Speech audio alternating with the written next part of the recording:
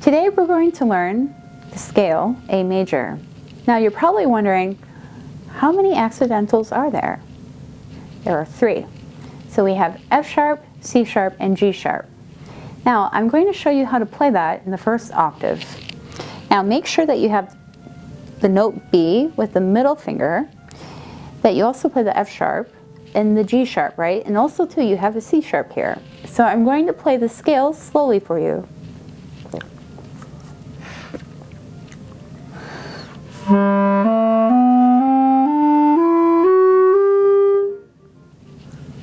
Pretty easy, right?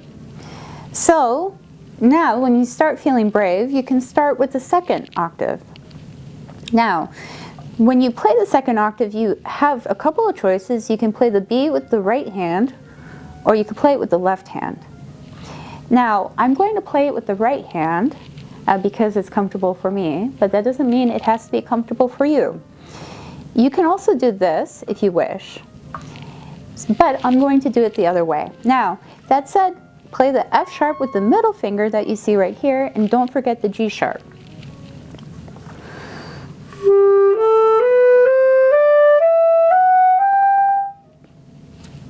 Pretty easy, right? Now, when you feel comfortable, you can play the 2 octaves together.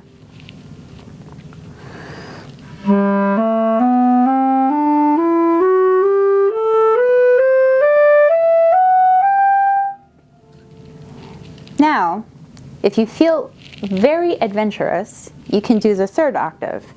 The 3rd octave can sometimes be very scary to people. I would approach it as if it were the other notes of the clarinet. Then it becomes less scary. So I'm going to go from here. Now, there are a couple of different fingerings that you can use. Now, make sure with the C sharp, you don't put this key down. I will say that in each video, right? Because this affects the intonation. Now, when you play the F sharp, you could play the short F sharp that you see here. Unless your clarinet isn't agreeable to that, you can play the long F sharp, as you can see. Now, when you play the G sharp, you could just play it with this fingering. You can have access to all of these fingerings in my book. If you have any questions about them, let me know. And the A that I'm going to use is going to be this one, right? So I'm going to play the 3rd octave for you.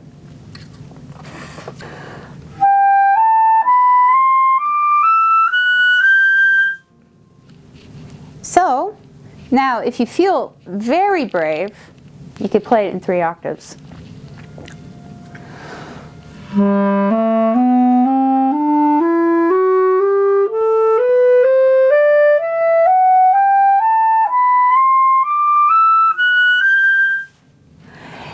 Now, especially when you play it in the altissimo, it's important to always use your head voice, right? So sometimes I tell my students to think right here, right? Thinking that there's air coming out of your eyes, right?